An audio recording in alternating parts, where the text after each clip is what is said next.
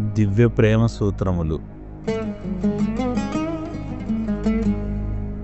భగవంతుని ప్రేమించేవారు తెలుసుకోవలసిన దివ్య ప్రేమ సూత్రాలు 1185 నుండి 1248 క్రీస్తు శకం మధ్యకాలంలో పర్షియన్ మహాత్ముడు షామ్స్ తబ్రీజ్ సందేశాలలో మనకు కనిపిస్తాయి. అందులోని సూత్రాలను పవిత్ర రంజాన్ పండుగ సందర్భంగా మనం తెలుసుకుందాము. خدا به نقص و کامل است. او را دوست داشتن آسان است.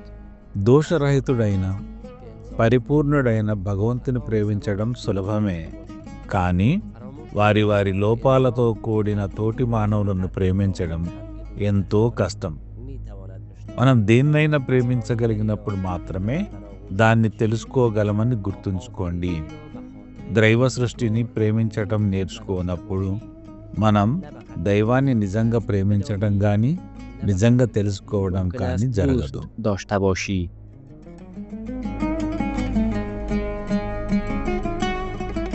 صفات خدا را می توانی در هر ذره کائنات بیابی. భగవంతుని గుర్తులను విశ్వంలోని అణువులోనూ ప్రతి ఒక్కరిలోనూ మీరు అధ్యయనం చేయవచ్చు. అంతటా వ్యాపించి ఉన్న ఆయన కేవలము ఏ ఆరాధనా స్థలానికో మాత్రమే పరిమితమై లేడు.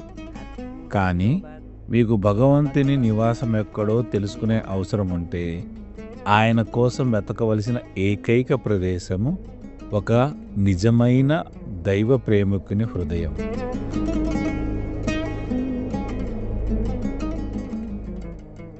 صبر کردن به معنای ماندن و انتظار کشیدن نیست. ఓర్పు అంటే నిష్క్రియాత్మకంగా భరించడం కాదు. దాని అర్థం ఒక ప్రక్రియను చివరిదాకా దర్శించడం. ముళ్ళును చూసి గులాబీని, రాత్రిని చూసి వేకువను గుర్తించడం. దైవ ప్రేమికులు ఓర్పును ఎన్నటికీ కోల్పోరు. ఎందుకంటే నెలవంక పూర్ణచంద్రుడుగా అయ్యేందుకు సమయం పడుతుందని వారికి తెలుసు. అందరికీ హృదయపూర్వక రంజాన్ శుభాకాంక్షలు.